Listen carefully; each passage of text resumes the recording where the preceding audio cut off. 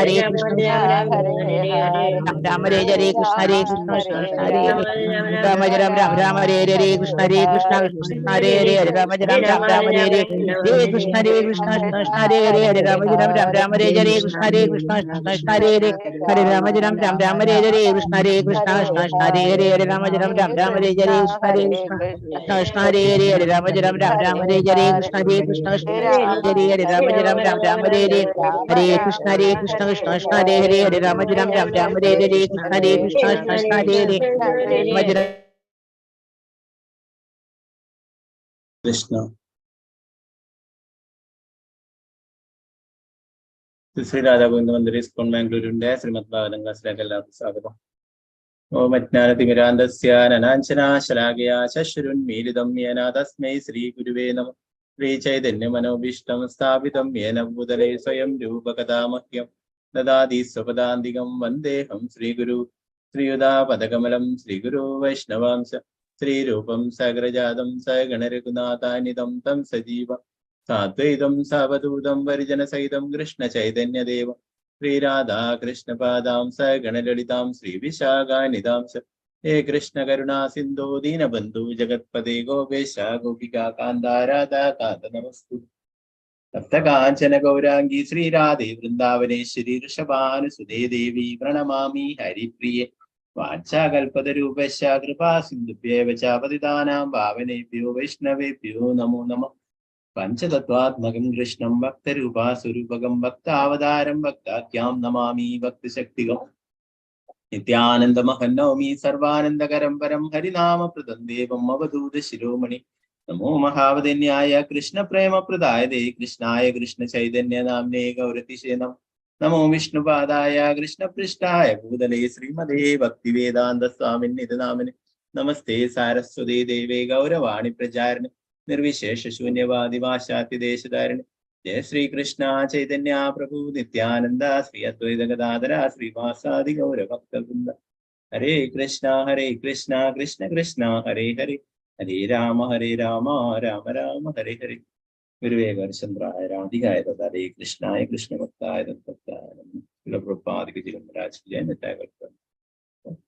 ഹരേ കൃഷ്ണ. ശ്രീമദ് ഭാഗവതം പ്രഥമസ്കന്ധം അധ്യായം 19 ശ്ലോകം 6. ഓം നമോ ഭഗവതേ വാസുദേവായ ഓം നമോ ഭഗവതേ വാസുദേവായ ഓം നമോ ഭഗവതേ വാസുദേവായ.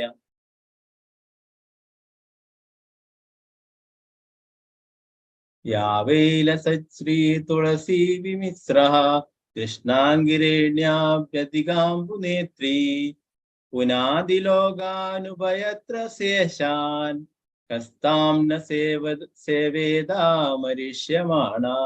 യാവൈലസശ്രീ തുളസീ വിമിശ്രാ കൃഷ്ണാംഗിരണ്യേഭ്യധികാംബുനേത്രീ പുനാദിലോകാനുഭയത്ര ശേഷാൻ കസ്താം ന സേവേദമരിഷ്യമാണഃ. യാവൈലസശ്രീ തുളസീ വിമിശ്രാ കൃഷ്ണാംഗിരേണ്യാഭ്യധികാംബുനേത്രീ പുനാദിലോകാനുഭയത്ര ശേഷാൻ കസ്താം ന സേവേദമരിഷ്യമാണ. യാവൈലസശ്രീ തുളസീ വിമിശ്രാ കൃഷ്ണാംഗിരേണ്യാഭ്യധികാംബുനേത്രീ പുനാദിലോകാനുഭയത്ര ശേഷാൻ കസ്താം ന സേവേദമരിഷ്യമാണ. ഹരേ കൃഷ്ണ. നമുക്ക് എല്ലാവർക്കും ചൊല്ലാം.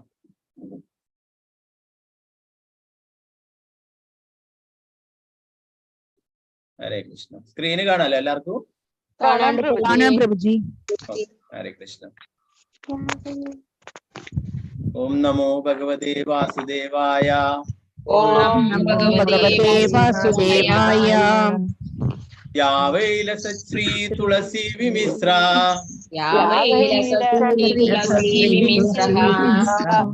കൃഷ്ണാംഗിരേണ്യാഭ്യധികാംബുനേത്രീ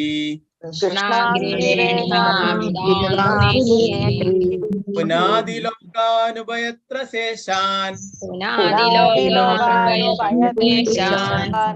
കസ്താം ന സേവേദമരിഷ്യമാണഃ.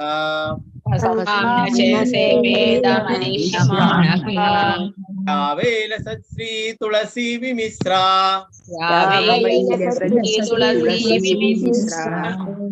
കൃഷ്ണാംഗിരേണാഭ്യധികാംബുനേത്രീ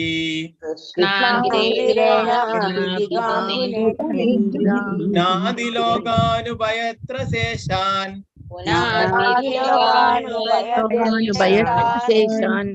ഹസ്താം ന സേവേദമരിഷ്യമാണഃ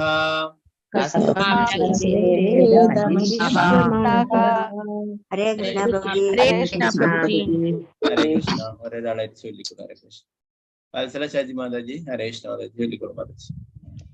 ഓം നമോ ഹരേ കൃഷ്ണ പ്രഭുജി. ചൊല്ലിക്കൊള്ളു. ഓം നമോ ഭഗവതേ വാസുദേവായ. യാ വൈ ലസശ്രീ തുളസീ വിമിശ്ര കൃഷ്ണാംഘ്രിരേണാഭ്യധികാംബുനേത്രീ പുനാതി ലോകാനുഭയത്ര ശേഷാൻ കസ്താം ന സേവേത മരിഷ്യമാനഃ. ഹരേ കൃഷ്ണ പ്രഭുജി. ഹരേ കൃഷ്ണ. രാജി മാതാജി ചൊല്ലിക്കൊള്ളു മാതാജി. ഹരേ കൃഷ്ണ പ്രഭുജി. ഓം നമോ ഭഗവതേ വാസുദേവായ. യാ വൈ ലസശ്രീ തുളസീ വിമിശ്രഃ കൃഷ്ണാംഘ്രിരേണാഭ്യധികാംബുനേത്രീ പുനാതി ലോകാനുഭയത്ര ശേഷാൻ കസ്താം ന സേവേത മരിഷ്യമാണഃ. ഹരേ കൃഷ്ണ പ്രഭുജി. ഹരേ കൃഷ്ണ. ഓക്കെ. രമണി മാതാജി ഹരേ കൃഷ്ണ മാതാജി ചൊല്ലിക്കൊള്ളു മാതാജി. ഹരേ കൃഷ്ണ പ്രഭുജി. ഓം നമോ ഭഗവതേ വാസുദേവായ. യാ വൈ ലസശ്രീ തുളസീ വിമിശ്ര കൃഷ്ണാംഘ്രിരേണോഭ്യധികാംബുനേത്രീ പുനാതി ലോകാനുഭയത്ര ശേഷാൻ കസ്താം ന സേവേത മരിഷ്യമാണഃ. ഹരേ കൃഷ്ണ. ഹരേ കൃഷ്ണ മാതാജി. ഓക്കെ. സുവർണപ്രഭ മാതാജി ഹരേ കൃഷ്ണ മാതാജി ചൊല്ലിക്കൊള്ളു. ഹരേ കൃഷ്ണ പ്രഭുജി. ഹരേ കൃഷ്ണ. ഓം നമോ ഭഗവതേ വാസുദേവായ. യാ വൈ ലസശ്രീ തുളസീ വിമിശ്ര കൃഷ്ണാംഘ്രിരേണാഭ്യധികാംബുനേത്രീ പുനാതി ലോകാനുഭയത്ര ശേഷാൻ കസ്താം ന സേവേത മരിഷ്യമാണഃ. ഹരേ കൃഷ്ണ പ്രഭുജി. ഹരേ കൃഷ്ണ. ഓക്കെ. വിജയനാണ് മാതാജി ഹരേ കൃഷ്ണ മാതാജി. ഹരേ കൃഷ്ണ പ്രഭുജി. ഓം നമോ ഭഗവതേ വാസുദേവായ. യാ വൈ ലസശ്രീ തുളസീ വിമിശ്ര കൃഷ്ണാംഘ്രിരേണാഭ്യധികാംബുനേത്രീ പുനാതി ലോകാനുഭയത്ര ശേഷാൻ കസ്താം ന സേവേത മരിഷ്യമാണഃ. ഹരേ കൃഷ്ണ പ്രഭുജി. ഹരേ കൃഷ്ണ. ഓക്കെ. ശാരദജി നമ്പൂതിരി മാതാജി ഹരേ കൃഷ്ണ മാതാജി. ഹരേ കൃഷ്ണ പ്രഭുജി. ഹരേ കൃഷ്ണ. ഓ നമോ ഭഗവതേ വാസുദേവായ. യാ വൈ ലസശ്രീ തുളസീ വിമിശ്ര കൃഷ്ണാംഘ്രിരേണാഭ്യധികാംബുനേത്രീ പുനാതി ലോകാനുഭയത്ര ശേഷാൻ കസ്താം ന സേവേത മരിഷ്യമാണഃ. ഹരേ കൃഷ്ണ പ്രഭുജി. ഹരേ കൃഷ്ണ. ഭാരതി മാതാജി ഹരേ കൃഷ്ണ മാതാജി. ഹരേ കൃഷ്ണ പ്രഭുജി. ചൊല്ലിക്കൊള്ളു. ഓം നമോ ഭഗവതേ വാസുദേവായ. യാ വൈ ലസശ്രീ തുളസീ വിമിശ്ര കൃഷ്ണാംഘ്രിരേണാഭ്യധികാംബുനേത്രീ പുനാതി ലോകാനുഭയത്ര ശേഷാൻ കസ്താം ന സേവേത മരിഷ്യമാണഃ. ഹരേ കൃഷ്ണ. ഹരേ കൃഷ്ണ. യമുന സുരേഷ് മാതാജി ചൊല്ലിക്കൊള്ളു. ഹരേ കൃഷ്ണ. ഹരേ കൃഷ്ണ പ്രഭുജി. ചൊല്ലി. യാ വൈ. ഓം നമോ ഭഗവതേ വാസുദേവായ. യാ വൈ ലസശ്രീ തുളസീ വിമിശ്ര കൃഷ്ണാംഘ്രിരേണാഭ്യധികാംബുനേത്രീ പുനാതി ലോകാനുഭയത്ര ശേഷാൻ കസ്താം ന സേവേത മരിഷ്യമാണഃ. ഹരേ കൃഷ്ണ പ്രഭുജി. ഹരേ കൃഷ്ണ. നമുക്ക് മറ്റുള്ളവർക്ക് അടുത്ത ശ്ലോകങ്ങൾ ചൊല്ലാം. നമുക്ക് ഇതിന്റെ പ്രധാന പദാർത്ഥം വിവർത്തന ഭാവാർത്ഥം നോക്കാം.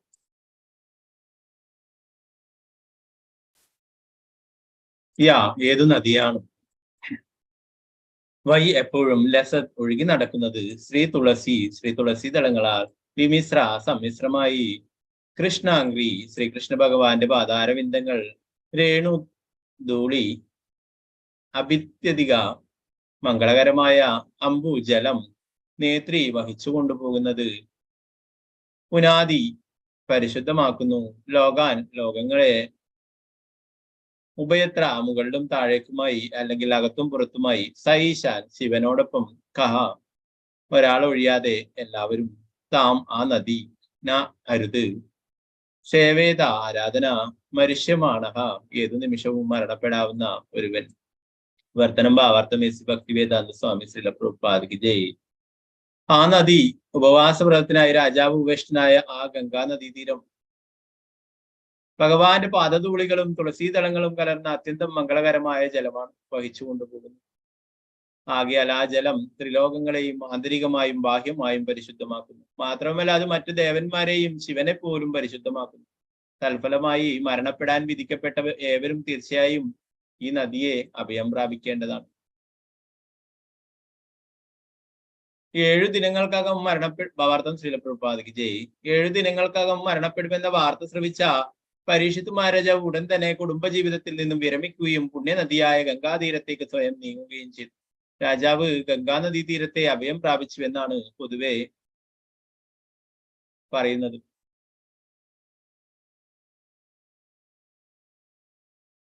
എന്നാൽ ശ്രീല ജീവഗോസ്വാമിയുടെ അഭിപ്രായത്തിൽ രാജാവ് യമുന നദീ തീരത്താണ് അഭയം പ്രാപിച്ചത്. ഭൂമിശാസ്ത്രമായ കിടപ്പനുസരിച്ച് ശ്രീ ജീവഗോസ്വാമി പറയുന്നതായിരിക്കാം കൂടുതൽ ശരിയെന്ന് കാണുന്നു.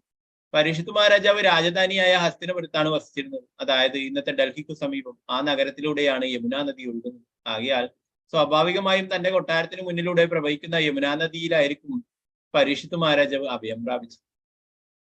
പരിശുദ്ധിയുടെ കാര്യത്തിൽ പ്രത്യക്ഷത്തിൽ ഗംഗാ നദിയേക്കാൾ ശ്രീകൃഷ്ണ ഭഗവാനുമായി അത്യന്തം ബന്ധപ്പെട്ടിരിക്കുന്നത് യമുന നദിയിലാണ്.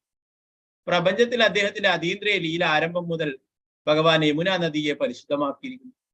മധുരയിൽ നിന്നും യമുന നദിയുടെ അക്കരെയുള്ള ഗോകുലത്തിലെ സുരക്ഷിതമായ സ്ഥലത്തേക്ക് ശിശുവായ ശ്രീകൃഷ്ണ ഭഗവാനെ അദ്ദേഹത്തിന്റെ പിതാവായ വസുദേവർ എടുത്തുകൊണ്ടുപോകുമ്പോൾ നദി കടക്കുന്ന വേളയിൽ ഭഗവാൻ നദിയിൽ വീഴുകയും അപ്രകാരം അദ്ദേഹത്തിന്റെ പാതാരവിന്ദ ധൂളികളാൽ യമുന നദി തൽക്ഷണം പരിശുദ്ധമാവുകയും ചെയ്തു. ശ്രീകൃഷ്ണ ഭഗവാന്റെ പാതാരവിന്ദ ധൂളികളും തുളസീതളങ്ങളും കലർന്ന ജലം വഹിച്ചുകൊണ്ട് മനോഹരമായി ഒഴുകുന്ന ആ വിശിഷ്ടമായ യമുന നദിയെ പരീക്ഷിത് മഹാരാജാവ് അഭയം പ്രാപിച്ചുവെന്ന് ഇതിൽ നിന്ന് എടുത്തു പറഞ്ഞു. ശ്രീകൃഷ്ണ ഭഗവാന്റെ പാദകമലങ്ങളെ തുളസീതളങ്ങൾ സദാ വാരി പൂശിയിരിക്കുന്നു. ആകയാൽ അദ്ദേഹത്തിന്റെ പാതാരവിന്ദങ്ങൾ യമുന നദിയിലൂടെയും ഗംഗാ നദിയിലൂടെയും ജലവുമായി സമ്പർക്കത്തിൽ ഏർപ്പെടുമ്പോൾ ആ നദികൾ തൽക്ഷണം പരിശുദ്ധമായി തീരും. എങ്കിലും ഭഗവാന്റെ സ്പർശഭാഗ്യം ഗംഗാ നദിയേക്കാൾ അധികം യമുന നദിക്കാണ് സിദ്ധിച്ചത്. വരാഹപുരാണത്തെ ആധികാരികമായി ശ്രീ ജീവഗോസ്വാമി ഇപ്രകാരം ഉദ്ധരിച്ചിരിക്കുന്നു. യമുനാ നദീ ജലവും ഗംഗാ നദീ ജലവും തമ്മിൽ യാതൊരു വ്യത്യാസവുമില്ല. എന്നാൽ ഗംഗാ നദീ ജലത്തെ 100 തവണ പരിശുദ്ധമാക്കിയാൽ അതിനെ യമുനാ നദീ ജലം എന്ന് വിശേഷിക്കും.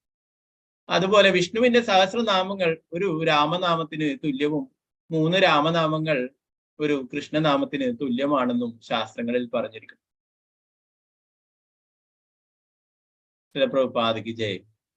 നാരായണം നമസ്കൃത്യ നരം ചൈവ നരോത്തമം ദേവീം സരസ്വതിം വ്യാസം തതോ ജയമുദ്രേ നഷ്ടപ്രായേഷു ഭദ്രേഷു നിത്യം ഭാഗവത സേവയാ ഭഗവതി ഉത്തമ ശ്ലോകേ ഭക്തിർഭവതി നൈഷ്ഠികി മൂകം കരോതി വാചാലം പങ്കും ലംഘയതേ ഗിരിം യത്കൃപാതമഹം വന്ദേ ശ്രീഗുരു ദീനധാരിണം പരമാനന്ദമാധവം ശ്രീ ചൈതന്യ ഈശ്വരം. നമോ വിഷ്ണുപാദായ കൃഷ്ണപൃഷ്ഠായ ഭൂതലേ ശ്രീമതേ ഭക്തിവേദാന്ത സ്വാമിന്നിധി നാമിനി നമസ്തേ സാരസ്വതേ ദേവേ ഗൗരവാണി പ്രചാരിണി നിർവിശേഷ ശൂന്യവാദി പാശ്ചാത്യദേശധാരിണി. ജയ ശ്രീകൃഷ്ണ ചൈതന്യ പ്രഭു നിത്യാനന്ദ ശ്രീ അദ്വൈത ഗദാധര ശ്രീവാസാദി ഗൗരഭക്തവൃന്ദ. ഹരേ കൃഷ്ണ കൃഷ്ണ കൃഷ്ണ ഹരേ ഹരേ ഹരേ രാമ രാമ രാമ ഹരേ ഹരേ. ഗുരുവേ ഹരിചന്ദ്രായ രാധികായ തദാലയേ കൃഷ്ണായ കൃഷ്ണഭക്തായ തത്വസ്ഥായ പ്രഭുപാദിക്ക് ജയ്. ധർമ്മരാജ് ജയ്. നേതായ ഗൗര പ്രേമാനന്ദി ഹരിയപ്പ. ഹരേ കൃഷ്ണ.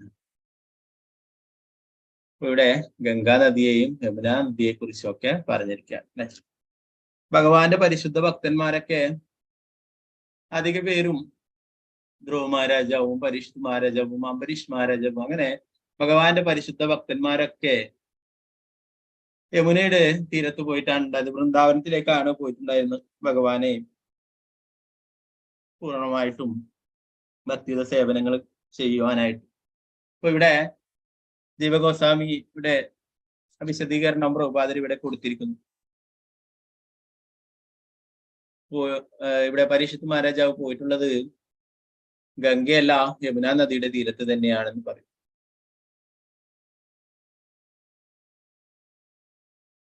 ഗംഗാനദി ഭഗവാന്റെ പാദത്തിൽ നിന്ന് ഉത്ഭവിക്കുന്ന നമുക്കറിയാം അല്ലെ.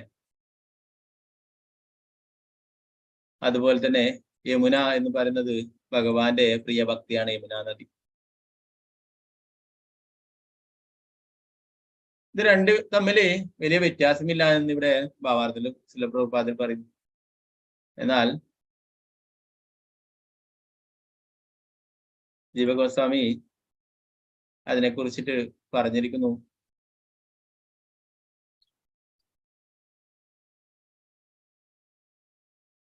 ശ്രീകൃഷ്ണ ഭഗവാന്റെ പാദകമലങ്ങളെ തുളസിതളങ്ങൾ സദാ വാരി പൂശിയിരിക്കുന്നു. ആകയാൽ അദ്ദേഹത്തിന്റെ പാതാരവിന്ദങ്ങളെ യമുനാ നദിയിൽ നിന്നും ഗംഗാ നദിയിൽ നിന്നും ജലവുമായി സമ്പർക്കത്തിലെടുത്തു. ആ നദികൾ തൽക്ഷണം പരിശുദ്ധരായിത്തീരുന്നു. എങ്കിലും ഭഗവാന്റെ പാദസ്പർശ ഭാഗ്യം ഗംഗാ നദിയേക്കാൾ അധികം യമുനാ നദിക്കാണ് സിദ്ധിച്ചത്.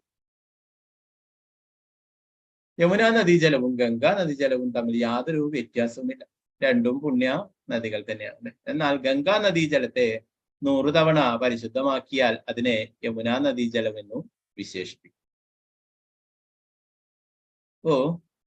ഗംഗാ നദീജലത്തെ 100 തവണ പരിശുദ്ധമാക്കിയാൽ അതിനെ യമുനാ നദീജലവും എന്നും വിളിക്കും അല്ലെ. ഭഗവാന്റെ ശ്രീകൃഷ്ണ ഭഗവാന്റെ എല്ലാ ലീലകളും നടന്നിട്ടുള്ളത് യമുനാ നദിയിൽ വെച്ചിട്ടാണ് അല്ലെ. അതിനെ കുറിച്ചിട്ട് ഇവിടെ പ്രഭുപാദർ വിശദീകരിക്കുന്നു. ഭഗവാൻ ദേവകിക്കും വസുദേവർക്കും പുത്രനായിട്ട് വന്ന ഉടനെ തന്നെ കംസനെ ഭയന്ന് ആ കുഞ്ഞു കുട്ടിയായിട്ടുള്ള ഭഗവാനെ എടുത്തിട്ട് വസുദേവര് നന്ദമഹാരാജാവിന്റെ കൊട്ടാരത്തിലേക്ക് പോയി അല്ലെ. യശോദാമ്മയുടെ അടുത്തേക്ക് കൊണ്ടുപോകാൻ ആക്കാനായിട്ട് മധുരയിൽ. അപ്പൊ ആ സമയത്ത് ആദ്യമായിട്ട് ഭഗവാനെ കാണാനായിട്ട് യമുനാ നദി തിളച്ച് മറിയുണ്ടായിരുന്നു അല്ലെ. നല്ല മഴയായിരുന്നു. അതൊക്കെ നമ്മൾ മുന്നേയുള്ള ഭാഗങ്ങളൊക്കെ ചർച്ച ചെയ്തിട്ടുണ്ട് അല്ലെ. അപ്പൊ അത്രയും മഴയൊക്കെ ഉള്ളപ്പോഴേ ആനന്ദൻ കൊടയായിട്ട് പിടിക്കുന്നുണ്ട്. എന്നാലും ഒരു കൊട്ടയിൽ വെച്ചിട്ട് വസുദേവരെ ചുമന്നുകൊണ്ട് പോവുകയാണ്. അപ്പോ യമുനാ നദിക്ക് ഭഗവാന്റെ പാദങ്ങൾ കാണാനായിട്ട് ആഗ്രഹം, ആ പാദങ്ങളിൽ അഭിഷേകം ചെയ്യാനായിട്ട് ആഗ്രഹമുണ്ട്. അതാണ് യമുന തിളച്ചു മറിയുകയുണ്ടായി. അപ്പോ ആ ഭഗവാൻ അതിൻ്റെ അകത്ത് യമുനയിൽ മുങ്ങുകയുണ്ടായി. അപ്പോ ആദ്യം തന്നെ ഭഗവാന് അഭിഷേകം ചെയ്യുകയുണ്ടായി യമുന. ഭഗവാന്റെ ധാരാളം ലീലകൾ നടന്നിട്ടുള്ളത്, ഗോപികമാരുടെ ലീലകളും മറ്റുള്ള ലീലകളും ഒക്കെ നടന്നിട്ടുള്ളത് യമുനാ നദി. അപ്പോ യമുനാ നദി അതുകൊണ്ട് തന്നെ അത്രയും മഹത്വമുള്ളതാണ്. ചില സ്ഥലങ്ങളിൽ ഗംഗയും യമുനയും സന്ധിക്കുന്നുണ്ടല്ലേ. പ്രയാഗ തീർത്ഥത്തിലൊക്കെ ഗംഗയും യമുനയും സരസ്വതി ഇതൊക്കെ ഒന്നിക്കുന്നുണ്ട്. ഗംഗയിൽ കുളിച്ചാൽ എന്താണ് ആവുക? ആർക്കൊക്കെ അറിയാം? ഗംഗയിൽ കുളിച്ചാല് എന്താവും? നമ്മുടെ അൺമ്യൂട്ട് ചെയ്തിട്ടുണ്ട്. ഗംഗയിൽ കുളിച്ചാൽ എന്താവുക? എല്ലാരും ഗംഗയിൽ കുളിച്ചിട്ടുണ്ടാവുമല്ലോ കൂടുതൽ പേരും. അതെ, നമ്മളെ പാപങ്ങളൊക്കെ ഇല്ലാതെ. യമുനയിൽ കുളിച്ചാലോ? എത്ര പേര് യമുനയിൽ കുളിച്ചിട്ടുണ്ട്? യമുനയിൽ കുളിക്കാൻ ആർക്കും സമയം കിട്ടിയിട്ടില്ല. യമുനയിൽ കുളിക്കാ കുഴപ്പമൊന്നുമില്ല. യമുന ഭഗവാന്റെ ഭക്തിയാണ്. എന്നാലും രാധാകുണ്ടിൽ കുളിക്കാൻ പറ്റില്ല. രാധാകുണ്ട് എന്ന് പറയുന്നത് രാധാറാണിയാണ്, അവിടെ കുളിക്കാം. പക്ഷെ യമുനയിൽ എല്ലാവർക്കും കുളിക്കാം. പക്ഷെ നമ്മള് വൃന്ദാവനത്തിലൊക്കെ പോകുമ്പോ 1 ദിവസം 2 ദിവസം 3 ദിവസത്തേക്കൊക്കെ പോകുമ്പോ നമുക്ക് യമുനയിൽ പോയി കുളിക്കാനൊന്നും സമയം ഉണ്ടാവില്ലേ?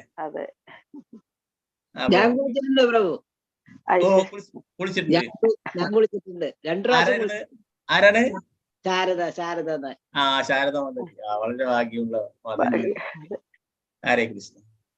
എന്തോ ഭഗവാന്റെ കാരണം കൊണ്ട് എനിക്ക് കുളിക്കാനായിട്ട് പറ്റിയിട്ടുണ്ട്.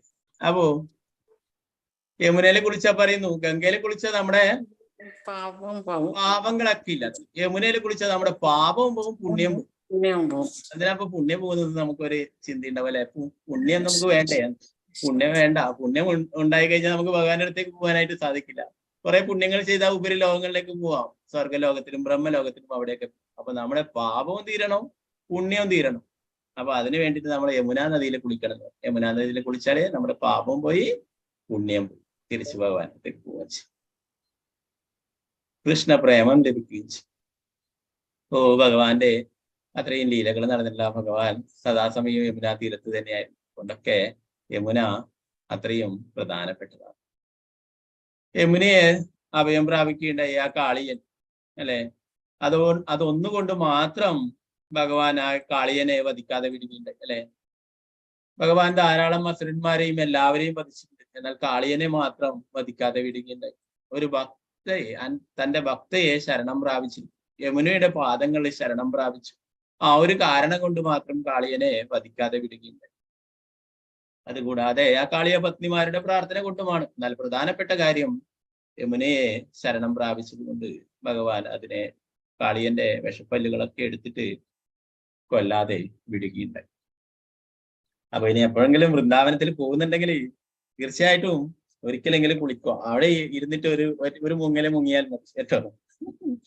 അപ്പൊ എല്ലാവരും യമുന കണ്ടോണ്ടിരിക്കുമ്പോ ഇല്ല ഇപ്പൊ വരാന്ന് പറഞ്ഞിട്ട് ഒന്ന് അവിടെ മുങ്ങിയാൽ മതി.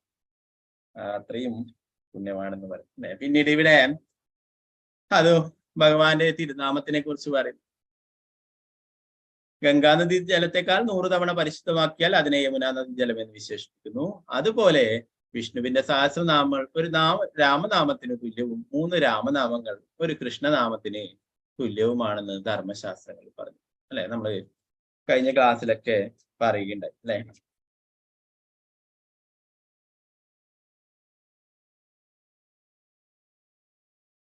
ഭഗവാന്റെ ശ്രീകൃഷ്ണ ഭഗവാന്റെ ഒരു നാമം കൃഷ്ണ എന്ന് ജപിക്കുന്നത്, അല്ലെ? അത് രാമന്റെ 3 നാമങ്ങള് ജപിക്കുന്നതിന് തുല്യമാണെന്ന് പറഞ്ഞു. വിഷ്ണു സഹസ്രനാമം ചൊല്ലാനായിട്ട് നമുക്ക് കുറെ സമയം വേണം, അല്ലെ? ചൊല്ലണ്ട എന്നല്ല, ആ വിഷ്ണുവിന്റെ 1000 നാമങ്ങൾക്ക് തുല്യമാണ് ഒരു രാമന്റെ നാമം എന്ന് പറഞ്ഞു. അതുപോലെ തന്നെ 3 തവണ രാമ എന്ന് ജപിക്കുന്നതിന് തുല്യമാണ് ഒരിക്കൽ കൃഷ്ണ എന്ന് പറയുന്നത്. അപ്പോ കൃഷ്ണ എന്ന നാമം അത്രയും പ്രാധാന്യമുള്ളതാണ്. അതുപോലെ തന്നെ യമുനാ നദി എന്ന് പറയുന്നതും ഭഗവാന് പ്രിയപ്പെട്ടതാണ്. അപ്പൊ നമുക്ക് എന്താ പറയാ പറഞ്ഞു വന്നത്, പരീക്ഷിത്ത് മഹാരാജാവ് അപ്പോ യമുനയുടെ തീരത്താണ് വന്നിട്ടുണ്ടായത്, അല്ലെ? ഡൽഹിക്കടുത്ത്, ഡൽഹിയിലൂടെയൊക്കെ ഒഴുകുന്നു ആ യമുനയുടെ ഭാഗങ്ങൾ. അതുകൊണ്ട് തന്നെ ഡൽഹിയുടെ അടുത്ത് തന്നെയാണ് വൃന്ദാവൻ, അല്ലെ? 3 മണിക്കൂറോളം യാത്ര ചെയ്താൽ നമുക്ക് വൃന്ദാവനത്തിൽ എത്തിച്ചേ. അപ്പോ ഭഗവാന്റെ പരിശുദ്ധ ഭക്തന്മാരൊക്കെ യമുനാ തീരത്തും വൃന്ദാവനത്തിലൊക്കെ ആയിരുന്നു തപസ്സുകൾ ചെയ്തിട്ടുണ്ടായിരുന്നതും ഭഗവത് സാക്ഷാത്കാരം നേടിയിരുന്നത്. അതുകൊണ്ട് തന്നെ ഇവിടെ പറഞ്ഞിരിക്കുന്നു യമുനയുടെ തീരത്താണ്. ഇനി നമുക്ക് 7ാമത്തെ ശ്ലോകം നോക്കാം. ഓം നമോ ഭഗവതേ വാസുദേവായ, ഓം നമോ ഭഗവതേ വാസുദേവായ, ഓം നമോ ഭഗവതേ വാസുദേവായ.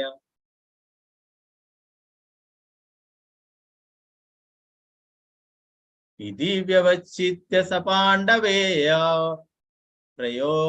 പ്രയോപവേശം പ്രതി വിഷ്ണുപദ്യാം ദദോ മുകുന്ദാംഗ്രിമനന്യഭാവോ നിവ്രതോ മുക്ത സമസ്ത സംഗഃ. ഇതി വ്യവച്ഛിത്യ സപാണ്ഡവേയ പ്രായോപവേശം പ്രതി വിഷ്ണുപദ്യാം ദദോ മുകുന്ദാംഗ്രിമനന്യഭാവോ മുനിവ്രതോ മുക്ത സമസ്ത സംഗഃ. ഹരേ കൃഷ്ണ. നേരത്തെ ചൊല്ലാൻ ബാക്കിയുള്ളവർ ചൊല്ലിക്കും. ശോഭ പ്രദീപ് മാതാജി എല്ലാവരും വേഗം ചൊല്ലിക്കും. ഞാൻ അൺമ്യൂട്ട് ചെയ്യാം എല്ലാവരെയും കേട്ടോ. വേഗം ശോഭ പ്രദീപ് മാതാജി ചൊല്ലിക്കും. ഹരേ കൃഷ്ണ പ്രഭുജി. ഹരേ കൃഷ്ണ. ഓം നമോ ഭഗവതേ വാസുദേവായ. ഇതി വിവിച്ഛിതാ സാ പാണ്ഡവേയ പ്രായോപവേശം പ്രതി വിഷ്ണുപദ്യാം തതോ മുകുന്ദാ ക്രിമന്യഭാവോ മുനിവ്രതോ മുക്ത സമസ്ത സംഘാ. ഹരേ കൃഷ്ണ. സിന്ധു മാതാജി ചൊല്ലിക്കോളൂ. ഹരേ കൃഷ്ണ. ഹരേ കൃഷ്ണ പ്രഭുജി. ഓം നമോ ഭഗവതേ വാസുദേവായ. ഇതി വ്യവച്ഛിദ്യ സ പാണ്ഡവേയ പ്രായോപവേശം പ്രതി വിഷ്ണുപദ്യാം ദദോ മുകുന്ദാഗ്രിമനന്യഭാവോ മുനിവ്രതോ മുക്ത സമസ്ത സംഘഃ. ഹരേ കൃഷ്ണ പ്രഭുജി. ഹരേ കൃഷ്ണ. ശാരദ മാതാജി ചൊല്ലിക്കോളൂ. ഹരേ കൃഷ്ണ. ഹരേ കൃഷ്ണ പ്രഭു. ഓം നമോ ഭഗവതേ വാസുദേവായ. इति व्यवेच्चित्त स पाण्डवेय प्रायोपवेशं प्रति विष्णुपद्यां ददो मुकुन्दाग्रे अनन्यभावो मुनिव्रतो मुक्त समस्त संगः। हरे कृष्ण प्रभु। हरे कृष्ण। सतीदेवी अम्मा माता जी। हरे कृष्ण प्रभु जी। हरे कृष्ण। ओम नमो भगवते वासुदेवाय इति व्यवस्थित्य स पाण्डवेयः प्रायोपवेशं प्रति विष्णुपद्यां ददौ मुकुन्दाग्रिपनन्यभावो मुनिव्रतो मुक्त समस्त संगः। हरे कृष्ण प्रभु जी। हरे कृष्ण। अंबुजा देवी माता जी चलिए प्रभु जी। चलिए। ओम नमो भगवते वासुदेवाय इति व्यवच्छिद्य स पाण्डवेय प्रायोपवेशं प्रति विष्णुपद्यां ददौ मुकुन्दां क्षिमनन्यभावो मुनिप्रदो मुक्त समस्त संगः। हरे कृष्ण प्रभु जी। हरे कृष्ण। अनिता कुमारी माता जी चलिए माता जी। हरे कृष्ण प्रभु जी। हरे कृष्ण। ओम नमो भगवते वासुदेवाय इति व्यवच्छिद्य स पाण्डवेय प्रायोपवेशं प्रति विष्णुपद्यां ददौ मुकुन्दाग्रे अनन्यभावो मुनिव्रतो मुक्त समस्त संगः। हरे कृष्ण प्रभु जी। हरे कृष्ण। ओके शोभा माता जी चलिए। हरे कृष्ण। इति व्यवच्छिद्य स पाण्डवेय प्रायोपवेशं प्रति विष्णुपद्यां ददौ मुकुन्दाग्रे अनन्यभावो मुनिव्रतो मुक्त समस्त संगः। हरे कृष्ण। हरे कृष्ण। मालती माता जी चलिए माता जी। हरे कृष्ण। हरे कृष्ण प्रभु जी। हरे कृष्ण चलिए। ओम नमो भगवते वासुदेवाय इति व्यवच्छिद स पाण्डवेय प्रायोपवेशं प्रति विष्णुपद्यां ददौ मुकुन्दाग्रिमनन्यभावो मुनिव्रतो मुक्त समस्त संगः। हरे कृष्ण प्रभु जी। हरे कृष्ण। वासुदेव माता जी चलिए। हरे कृष्ण। हरे कृष्ण प्रभु जी। हरे कृष्ण। ओम नमो भगवते वासुदेवाय इति व्यवच्छिद्य स पाण्डवेयः प्रायोपवेशं प्रति विष्णुपद्यां ददौ मुकुन्दाग्रिमनन्यभावो मुनिप्रदो मुक्त समस्त संगः। हरे कृष्ण। हरे कृष्ण। उषा माता जी चलिए माता जी। अनम्यूट ചെയ്തോളൂ उषा माता जी। सीतारामन माता जी माता जी। हरे कृष्ण प्रभु जी। ओके। ओम नमो भगवते वासुदेवाय इति व्यवस्थित्य स पाण्डवेय प्रायोपवेशं प्रति विष्णुपद्यां ददौ मुकुन्दाग्रिमनन्यभावो मुनिव्रतो मुक्त समस्त संगः। हरे कृष्ण प्रभु जी। हरे कृष्ण। प्रतिभा माता जी। हरे कृष्ण। हरे कृष्ण प्रभु। हरे कृष्ण। ओम नमो भगवते पाण्डवेयः प्रायोपवेशं प्रति विष्णुपद्यां ददौ मुकुन्दाग्रे अनन्यभावो मुनिव्रतो मुक्त संगः। हरे कृष्ण प्रभु। हरे कृष्ण। प्रेजा विजय माता जी। हरे कृष्ण। हरे कृष्ण प्रभु जी।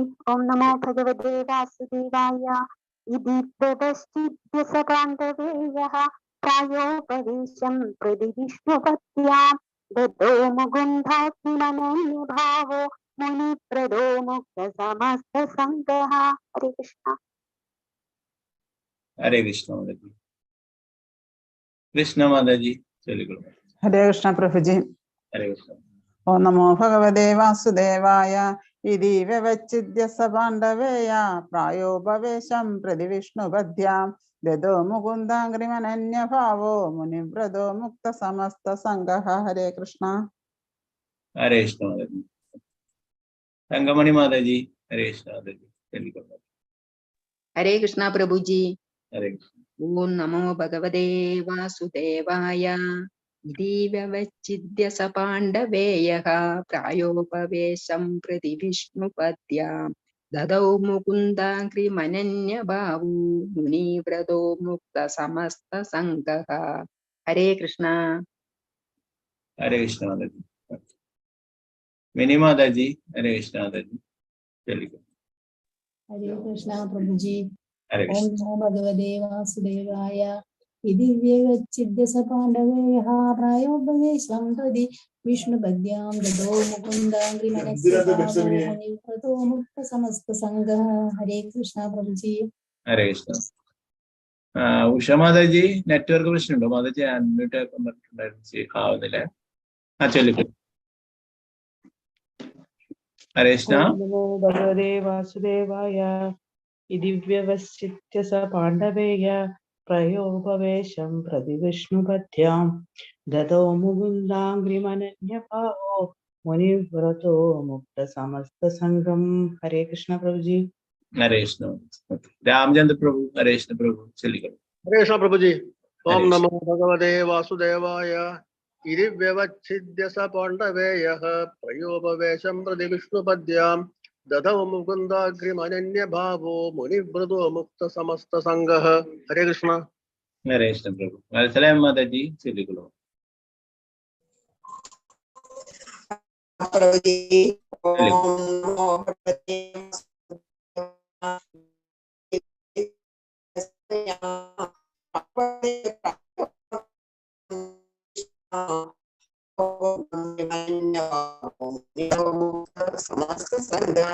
ഹരേ കൃഷ്ണ പ്രഭുജി. ഹരേ കൃഷ്ണ. വത്സല ഗോപാല മാതാജി ചൊല്ലിക്കോളൂ. ഹരേ കൃഷ്ണ പ്രഭുജി. ചൊല്ലിക്കോളൂ. ഓം നമോ ഭഗവതേ വാസുദേവായ. ഇതി വ്യവച്ഛിദ്യ സ പാണ്ഡവേയ പ്രായോ വിപ്രവേശം പ്രതി വിഷ്ണുപദ്യാം ദദൗ മുകുന്ദാംഗ്രിമനന്യഭാവോ മുനിവ്രതോ മുക്ത സമസ്ത സംഘാഃ. ഹരേ കൃഷ്ണ പ്രഭുജി. ഹരേ കൃഷ്ണ മാതാജി. ഓക്കെ.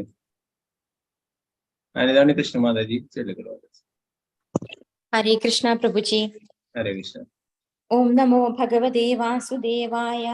ഇതി വ്യവച്ഛിദ്യ സ പാണ്ഡവേയഃ പ്രായോപവേശം പ്രതി വിഷ്ണുപദ്യാം ദദോ മുകുന്ദാംഗ്രിമനന്യഭാവോ മുനിവ്രതോ മുക്ത സമസ്ത സംഘഃ. ഹരേ കൃഷ്ണ. ഹരേ കൃഷ്ണ. ഓക്കെ. ഇതിന്റെ പദാനുപദാർത്ഥം വിവർത്തനം ഭാഗത്ത് നോക്കാം.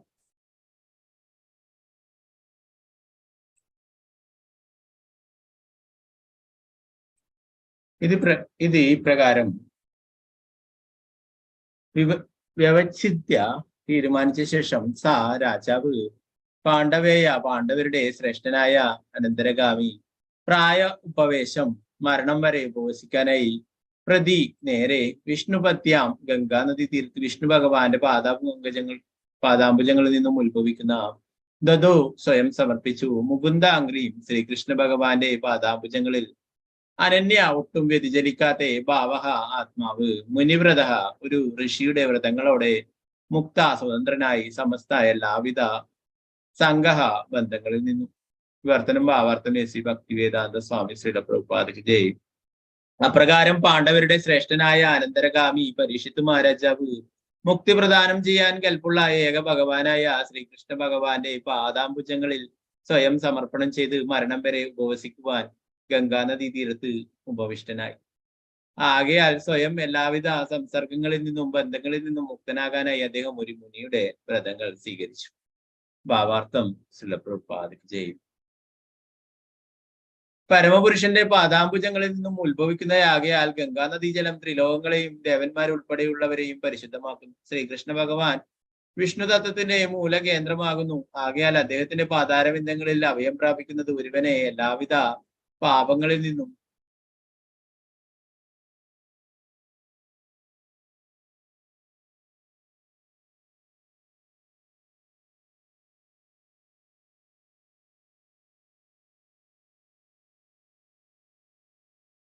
രാജാവ് ബ്രാഹ്മണനോട് ചെയ്ത അപരാധമുള്ള ഉൾപ്പെടെയുള്ളവയിൽ നിന്ന് പോലും മുക്തനാകുന്നു.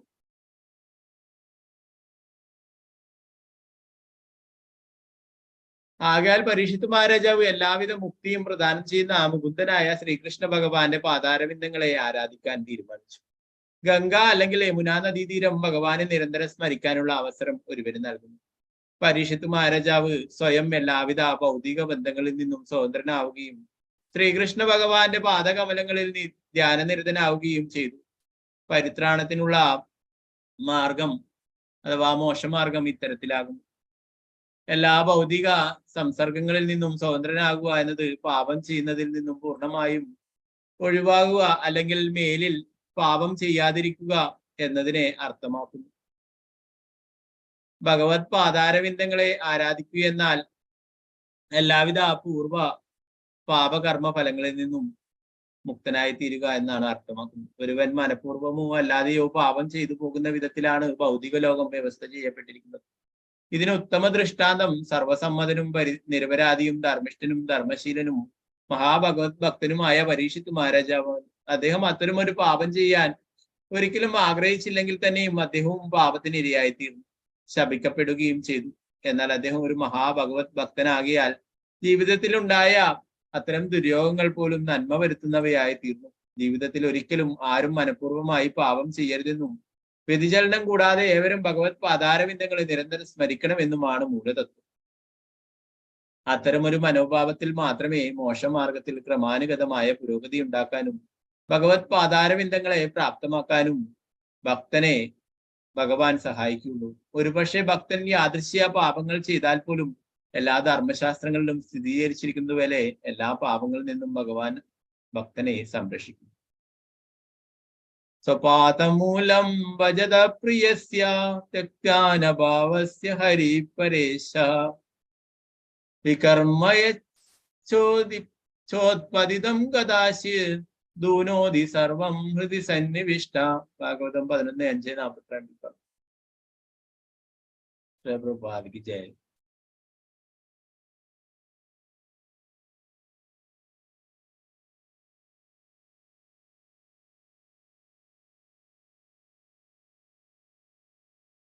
ഓ കൊട്ടാരവും അല്ലെ രാജ്യവും സമ്പത്തും ഒക്കെ ഉപേക്ഷിച്ചിട്ട് ഭഗവാനെ ധ്യാനിക്കാനായിട്ട് യമുനാ നദീ തീരത്തേക്ക് അല്ലെ ഗംഗാ നദീ തീരം പറഞ്ഞു. രണ്ടും പുണ്യനദികൾ തന്നെ. നേരത്തെ പറഞ്ഞു ജീവഗോസ്വാമി പറയുന്നതാണ് കൂടുതൽ നമുക്ക് കിട്ടുന്നത്. ജീവഗോസ്വാമി ഭഗവാന്റെ നിത്യലയിലുള്ള മഞ്ചരിയാണ്.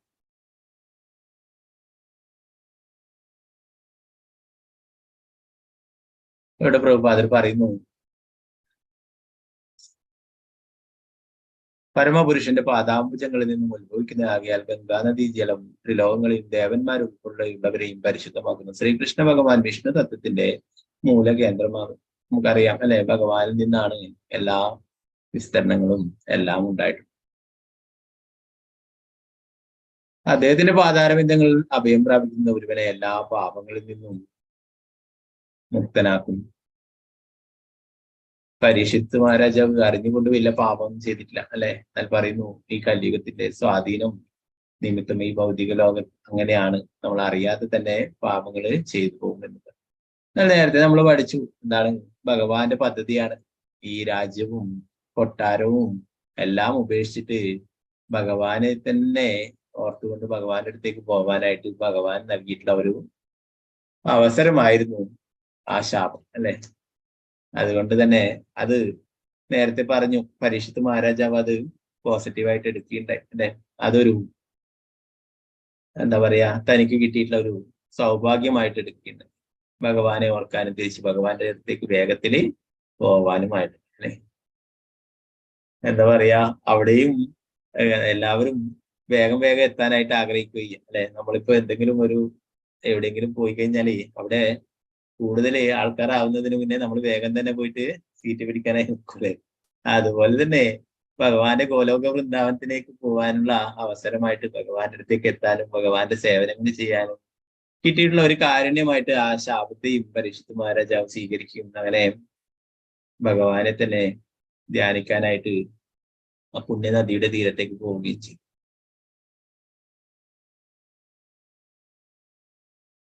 ഇവിടെ പറയുന്നു, രാജാവ് പരീക്ഷിത്ത് മഹാരാജാവ് ബ്രാഹ്മണനോട് ചെയ്തു അല്ലെ, ഒരു അപരാധം ചെയ്തു, അദ്ദേഹത്തിന്റെ കഴുത്തിൽ പാമ്പിനെ എടുത്തിട്ടു. അപ്പൊ അതിൽ നിന്ന് പോലും മുക്തനാകുന്നു എന്ന് പറയും. നമുക്ക് കാണാം യമുനയുടെ തീരത്തൊക്കെ പോയി കഴിഞ്ഞാല് ധാരാളം ആൾക്കാർ അല്ലെ അവിടെ ചെറിയ കുടില് പോലെയൊക്കെ കെട്ടിയിട്ട് താമസിക്കുന്നത് ഭഗവാന്റെ ഭക്തിയുടെ സേവനങ്ങൾ ചെയ്യുന്നതാണ്. അവരെല്ലാ ദിവസവും സന്ധ്യാസമയത്ത് യമുനാ നദിക്ക് ആരംഭിച്ച് നല്ല ഭംഗിയുള്ള കാഴ്ച കാണാനായിട്ട് വലിയ വിളക്കുകളിൽ തട്ടായിട്ടുള്ള വലിയ വിളക്കുകളിൽ ദീപമൊക്കെ കത്തിച്ചിട്ട് ആ യമുന നദിക്ക് ആരതിയൊക്കെ ചെയ്യും. അങ്ങനെ സദാസമയവും ഭഗവാനെ ഓർത്തുകൊണ്ട് അവരൊക്കെ അവിടെ കഴിയുന്നു. അപ്പൊ അതുപോലെ ഭഗവാന്റെ ഭക്തന്മാരൊക്കെ അവസാന സമയം അങ്ങനെ വൃന്ദാവനത്തിലേക്ക് പോവുകയും അവിടുന്ന് വൃന്ദാവനത്തിൽ വെച്ച് ശരീരം ഉപേക്ഷിച്ച് കഴിഞ്ഞാൽ പിന്നീട് ഈ ഭൗതിക ലോകത്തിലേക്ക് തിരിച്ചു വരണ്ടായിരുന്നു.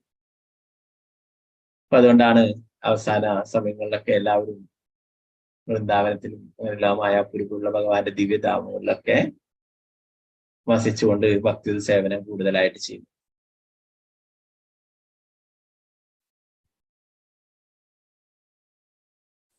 ഗംഗ അല്ലെങ്കിൽ യമുനാ നദീതീരം ഭഗവാനെ നിരന്തരം സ്മരിക്കാനുള്ള അവസരം ഒരുവന് നൽകും. പരിശുദ്ധ മഹാരാജാവ് സ്വയം എല്ലാവിധ ഭൗതിക ബന്ധങ്ങളിൽ നിന്ന് സ്വതന്ത്രനാവുകയും ശ്രീകൃഷ്ണ ഭഗവാന്റെ പാദകമലങ്ങളിൽ ധ്യാനനിരതനാവുകയും ചെയ്തു. പരിത്രാണത്തിലുള്ള മാർഗം അഥവാ മോശമാർഗം ഇത്തരത്തിലാകും.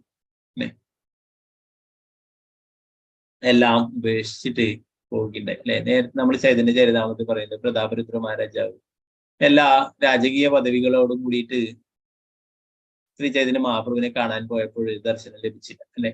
എന്നാൽ അതൊക്കെ ഉപേക്ഷിച്ചിട്ട് ഒരു വൈഷ്ണവനായിട്ട് പോയിട്ട് ഭഗവാന്റെ സേവനങ്ങൾ ചെയ്തപ്പോൾ മഹാപ്രഭുവിന്റെ കാരുണ്യം ലഭിക്കും. അപ്പോ ഇതൊക്കെ തടസ്സങ്ങളാണ് ഭൗതികമായിട്ടുള്ള അധികാരങ്ങളും സമ്പത്തും എല്ലാം ബന്ധങ്ങളും ഒക്കെ നമ്മളെ ഇവിടെ തന്നെ വീണ്ടും വീണ്ടും കുടുക്കിയിടും അല്ലെ. അതുകൊണ്ട് പരിശുദ്ധ മഹാരാജാവ് അതൊക്കെ ഉപേക്ഷിച്ചിട്ട് ഭഗവാനെ തന്നെ ധ്യാനിക്കാനായിട്ട് പുണ്യനദിയുടെ തീരത്തെത്തി.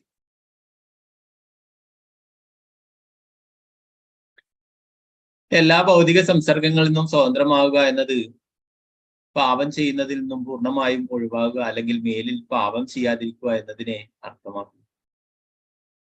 ഭഗവത് പാതാരവിന്ദങ്ങളെ ആരാധിക്കുക എന്നാൽ എല്ലാവിധ പൂർവ്വ പാപകർമ്മ ഫലങ്ങളിൽ നിന്നും മുക്തനായി തീരുക എന്നാണ് അർത്ഥമാക്കുന്നത്.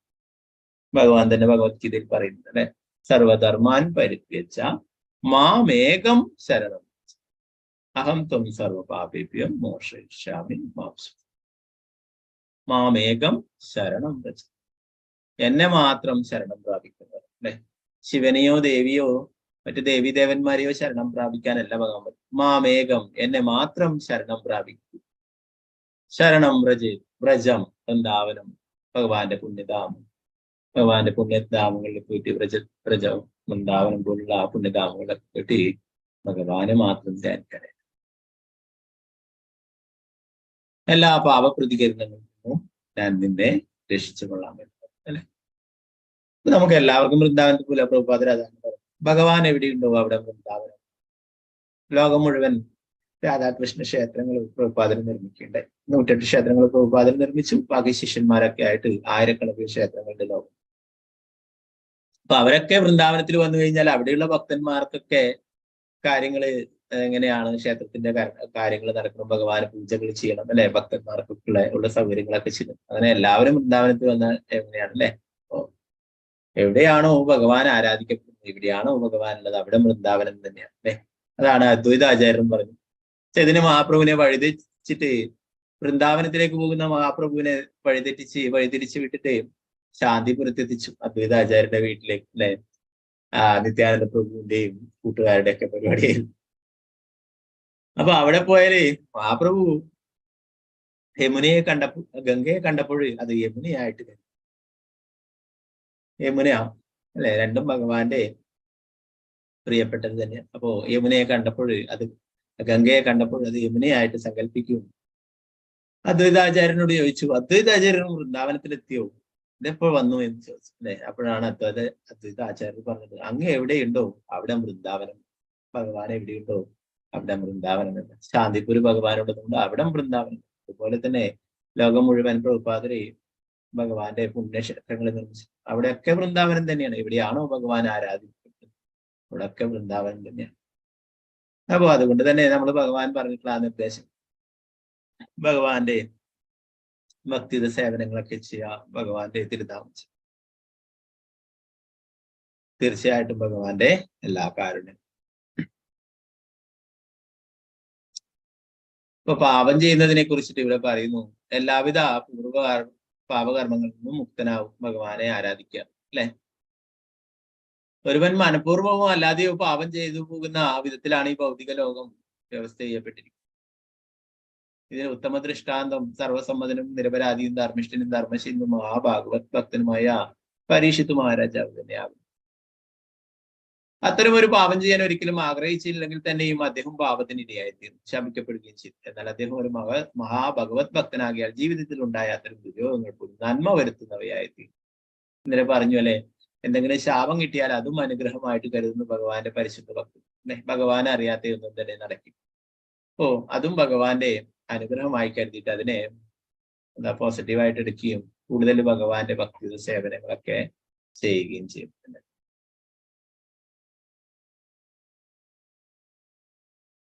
ജീവിതത്തിൽ ഒരിക്കലും ആരും മനഃപൂർവ്വമായി പാപം ചെയ്യരുതെന്നും വ്യതിചലനം കൂടാതെ ഏവരും ഭഗവത് പാദാരവിന്ദങ്ങളെ നിരന്തരം സ്മരിക്കണമെന്നുമാണ് ഉള്ളത്. നമ്മള് എത്രയോ പാപങ്ങള് നമ്മള് കൃഷ്ണാനുഭവത്തിൽ വരുന്നതിന്റെ മുന്നേ അറിഞ്ഞോ അറിയാതെ ഒക്കെ ധാരാളം പാപങ്ങൾ ചെയ്തിട്ടുണ്ട് അല്ലെ. ഇവിടെ പ്രഭുപാദർ പറയുന്നു, ഇനി അറിഞ്ഞുകൊണ്ട് ആരും മനഃപൂർവ്വം ആരും പാപം ചെയ്യരുത്. എത്രയോ നമ്മൾ ചെയ്തു അല്ലെ. ഭഗവാന്റെ കാരുണ്യം കൊണ്ട് ഭഗവാൻ ആഗ്രഹിക്കുന്നു ഭഗവാനെ ശരണം പ്രാപിച്ചിട്ടുള്ള ഭക്തന്മാരെ. അതാണ് ബ്രഹ്മാവ് പറഞ്ഞിട്ടുള്ളത്, തത്തേനുകമ്പം സുസമീഷമാണോ പുഞ്ചാന ഏവാത്മകൃതം വിഭാഗം വിദതാൻ നമസ്തേ ജീവേദയെ മുക്തി പതേസ്. നമ്മൾ എത്രയോ ജന്മങ്ങൾ എത്രയോ വലിയ വലിയ പാപങ്ങളൊക്കെ ചെയ്തിട്ടുണ്ട്. അതിന്റെ പാപഫലങ്ങള് അതിഭയങ്കരമാണ്. ഓരോരോ നരകങ്ങളിൽ പോയിട്ട് അതിന്റെയൊക്കെ പാപഫലങ്ങൾ അനുഭവിച്ച് വരേണ്ടതായിട്ടുണ്ട്. എന്നാൽ ഈ ഭഗവാന്റെ പ്രത്യേക കാരുണ്യ നിമിത്തം നമ്മൾ ചെയ്ത പാപത്തിന്റെ ഒക്കെ ഫലം ചെറിയ ചെറിയ ബുദ്ധിമുട്ടുകളായിട്ട് വിഷമങ്ങളായിട്ട് നമുക്ക് ഇവിടെ ഈ ഭൗതിക ലോകത്തിൽ വെച്ച് തന്നെ അനുഭവിച്ച് തീർത്താൽ മതി.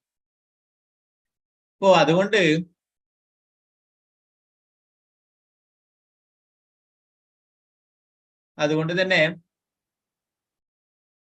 ഭക്തന്മാർക്ക് ഭഗവാന്റെ പ്രത്യേക കാരുണ്യമുണ്ട്. അതുകൊണ്ട് നമുക്ക് വരുന്ന ചെറിയ വിഷമങ്ങളൊക്കെ അത് ഭഗവാന്റെ കാരുണ്യമായിട്ട് കരുതിയിട്ട് കൂടുതൽ ഭക്തിയുത സേവനങ്ങൾ ചെയ്ത് കൂടുതൽ ഭഗവാന്റെ നാമം ജപിക്കാനായിട്ട് പറയുന്നു ബ്രഹ്മാവ് തന്നെ. എങ്കിൽ മുക്തി ലഭിക്കുമെന്നല്ല ആ ശാസ്ത്രങ്ങളിലും പറയും. അപ്പൊ നമ്മൾ ഇത്രയോ കുറെ പാപങ്ങൾ ചെയ്തിട്ടുണ്ട്. അതൊക്കെ ഭഗവാന്റെ കാരുണ്യം കൊണ്ടൊക്കെ അതൊക്കെ ഇല്ലാതായിക്കൊണ്ടിരിക്കുകയാണ് അല്ലെ. ഇനി വീണ്ടും നമ്മൾ പാപം ചെയ്ത് നാമാപരാധത്തിൽ പറയുന്നു, നമ്മള് നാമം ജപിക്കും, പിന്നീട് അതിന്റെ ബലത്തിൽ പാപം ചെയ്യുന്നതും അത് അപരാധമാണ്. നമ്മള് കുറെ പാപങ്ങൾ ചെയ്തിട്ട് നാമം ജപിച്ചാൽ ആ പാപം ഇല്ലാതാക്കാം എന്ന് കരുതുന്നത് അതും ഒരു അപരാധം.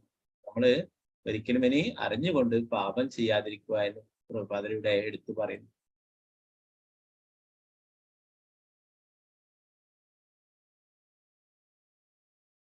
അത്തരം ഒരു മനോഭാവത്തിൽ മാത്രമേ മോക്ഷമാർഗത്തിൽ ക്രമാനുഗതമായ പുരോഗതി ഉണ്ടാക്കാനും ഭഗവത് പാദാരവിന്ദങ്ങളെ പ്രാപ്തമാക്കാനും ഭക്തനെ സഹായിക്കുള്ളൂ. ഒരു പക്ഷേ ഭക്തൻ യാദൃശ്യ പാപങ്ങൾ ചെയ്താൽ പോലും എല്ലാ ധർമ്മശാസ്ത്രങ്ങളും സ്ഥിരീകരിച്ചിരിക്കുന്ന പോലെ എല്ലാ പാപങ്ങളിൽ നിന്നും എല്ലാവിധ പാപങ്ങളിൽ നിന്നും ഭഗവാൻ ഭക്തനെ സംരക്ഷിക്കും.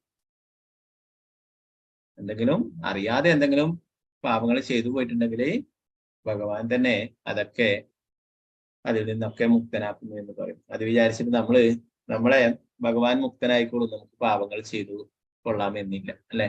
നമ്മളെ അറിയാതെ ചിലതൊക്കെ ചിലപ്പോൾ ചെയ്തു അല്ലെ. നമ്മൾ ചെറിയ എത്രയോ ജീവികളെയൊക്കെ നമ്മൾ ചിലപ്പോൾ നടന്നു പോകുമ്പോൾ മറ്റൊക്കെ അല്ലെ, നമ്മൾ വേർപ്പൊക്കെ ഇങ്ങനെ തുടങ്ങുമ്പോഴൊക്കെ അതിലൊക്കെ ചെറിയ ചെറിയ ജീവികളൊക്കെ ഉണ്ട് അല്ലെ. അങ്ങനെ ധാരാളം പാപങ്ങൾ നമ്മൾ ചെയ്തു.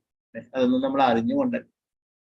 എന്നാൽ ഭഗവാന്റെ ഭക്തന്മാര് ഒരു ഉറുമ്പിനെ പോലും ആ മൃഗാരിയുടെ ഒക്കെ കാര്യം നമ്മൾ പറയുന്നുണ്ട് അല്ലെ. മൃഗാരിയൊക്കെ മൃഗങ്ങളെ പകുതി കൊന്നിട്ട് സന്തോഷിച്ചിരുന്നത് ആ മൃഗാരി അവസാനം ഒരു ഉറുമ്പുണ്ടായിട്ടും അവിടെ നമസ്കരിക്കുമ്പോൾ ആ ഉറുമ്പിനെയും ചെറിയ ജീവികളെയൊക്കെ മാറ്റിയിട്ട് അവിടെ നമസ്കരിക്കുന്നുണ്ടായി. അതുപോലെ ജഡഭരതൻ ചെറിയ ചെറിയ ജീവികളെയൊക്കെ കാണുമ്പോൾ അതിനെ ചവിട്ടിപ്പോകുന്നതായിട്ട് തുള്ളി കൊണ്ട് നടക്കുകയുണ്ടായ ഗുണമഹാരാജാവിനെ ചുവന്നുകൊണ്ടല്ലേ.